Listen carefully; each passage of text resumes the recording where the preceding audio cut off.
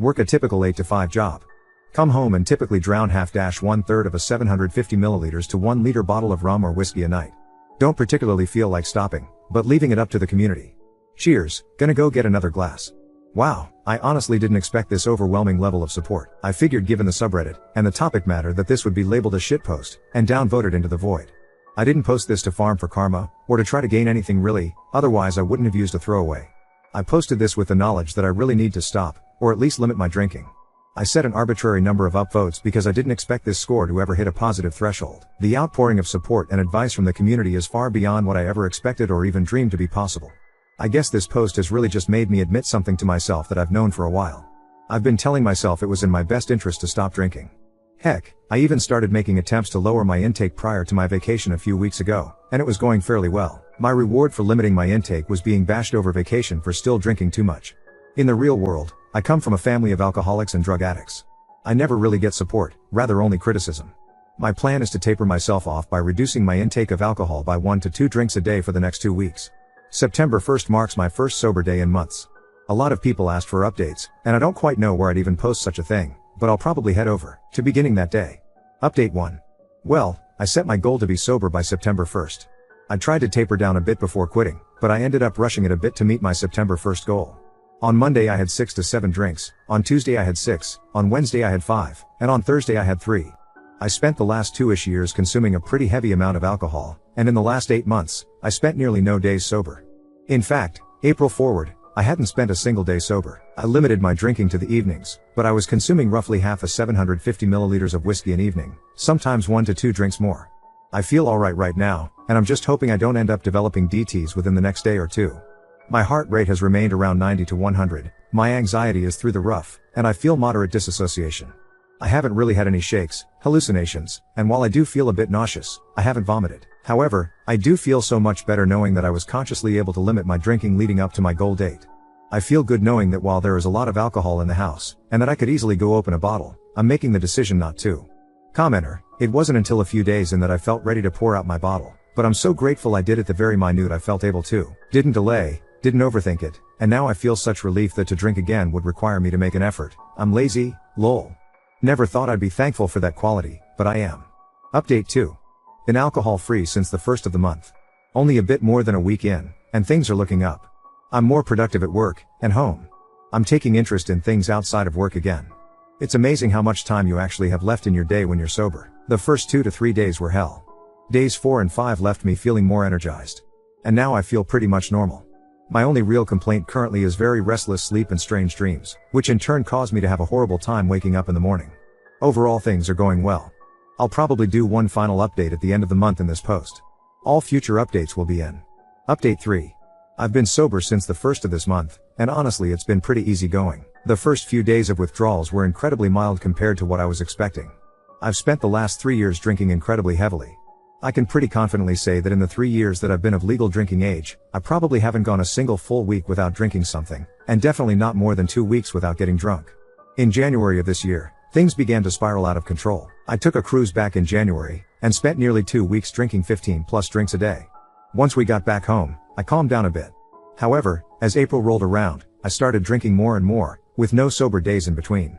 It got to a point sometime around mid-April/May that I was consuming more than half a 750 milliliters bottle of whiskey a night, and some nights I was going through more than 0.5 liters. I can pretty confidently say that from April 1st to August 31st I drank a minimum of 5 to 6 drinks an evening, and I was probably topping out somewhere in excess of 20 to 30 on the weekends. I've been telling myself for years that I don't have a problem. For one, I kicked the habit back when I was 18 after a DUI. On top of that, if I ever had to drive or was in a scenario where I needed to drink in moderation, I was more than happy to not drink or to limit my drinks to 1 per hour. On top of that, for the most part, I constrained my drinking to the evenings, 5 to 11 p.m., and the only time I deviated from this was when I had the day off work or it was a weekend. Even then, I tried to wait until later in the afternoon. That being said, I had started seeing the physical changes for well over a year. I had gained quite a bit of weight, my sleep was somewhat erratic, I was constantly drenched in sweat, and my motivation to do anything was pretty much abysmal.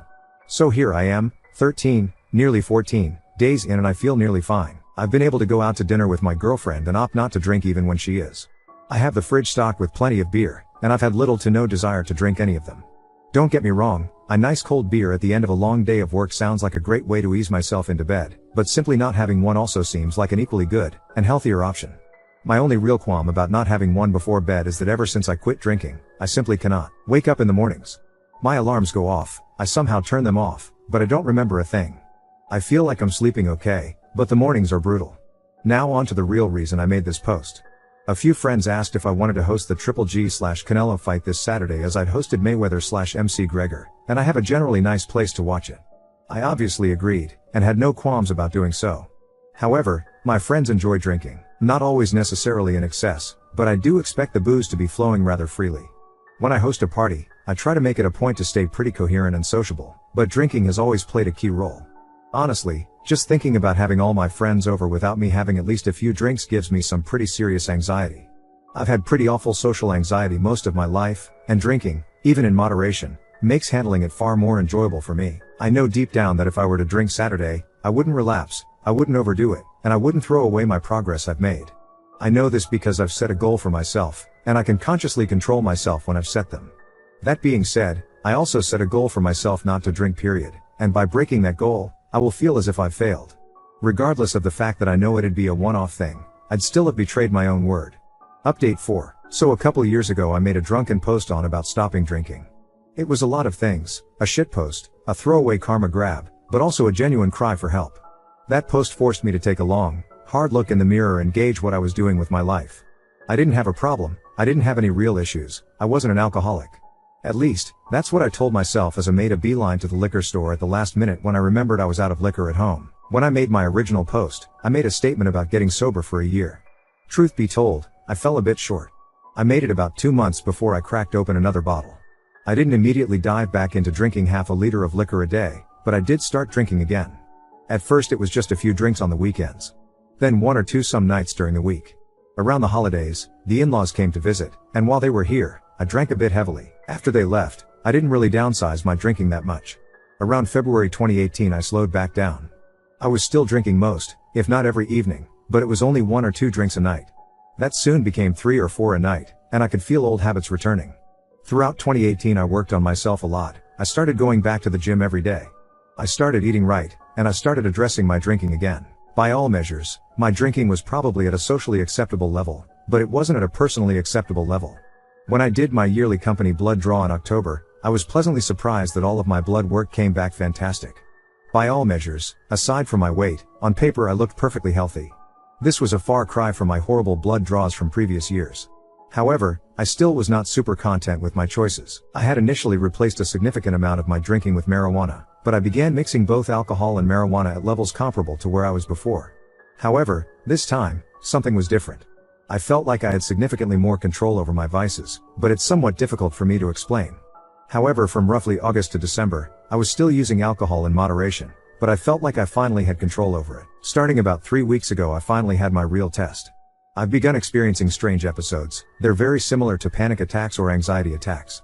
Currently, my physicians are running every test under the sun and everything keeps coming back completely perfect. It's an odd ordeal, but for the time being I'm on some medication to prevent my pulse and blood pressure from randomly spiking. The real test came when I was put on the medication. My physician said that I could likely continue my current lifestyle without any complications. I could continue using all the substances I was using, and I'd be fine. However, I ended up surprising myself. As soon as I started the medication, I stopped everything. And I truly mean everything. From the minute I started the medication, I've put down caffeine, nicotine, alcohol, marijuana, soft drinks, energy drinks, etc. I've been saying this entire time that I have control, and I had multiple stints where I would stop for weeks or months, but I always had some apprehension to quitting or another vice to turn to. This time it felt different. I still have liquor in the cabinet, beer in the fridge, marijuana in the house, and yet I don't really feel tempted. I can watch my fiancée smoke, and I can mix drinks for my friends and I don't waver in the slightest. I managed to give up all of my biggest vices in a single swoop, and I don't feel a single tinge of hesitance or regret. Commenter, this is awesome, amazing and so inspiring. Thank you for sharing. I did indeed find this post by viewing the top posts of, and I'm so glad to hear that you didn't let some small slip-ups get the best of you. What do you think it was about the medication that triggered you to make this change? Just a wake-up call of truly needing to get your shit together, health-wise? I know that marijuana isn't unhealthy for you, but I don't necessarily think it's good for you either. Coming from someone getting over a serious marijuana addiction, it is a true testament to your willpower when you can have the substances around, and be around people imbibing and not be tempted. I'm so proud of you, stranger. Keep on keeping on. Oop. I did my yearly blood draw for work back in October 2016 and it was atrocious. Nothing was dangerously high, but they definitely weren't great values for a 23-year-old. In 2017, I had taken a break from drinking a couple months prior to my blood draw, and some of my values improved, but it was still pretty mediocre at best. In 2018, I had slowed down my drinking, at least the quantity I drank, but not the frequency. On August 1, 2018, I hit the highest weight I've ever been. I immediately started making changes. I didn't stop drinking, but I again reduced how much I was having, 2 to 8 ounces of liquor a day. I was going to the gym 5 days a week, eating better, and just working on being better in general. When I went to do my 2018 blood draw, pretty much everything was great. Cholesterol was but high, but not dangerously so.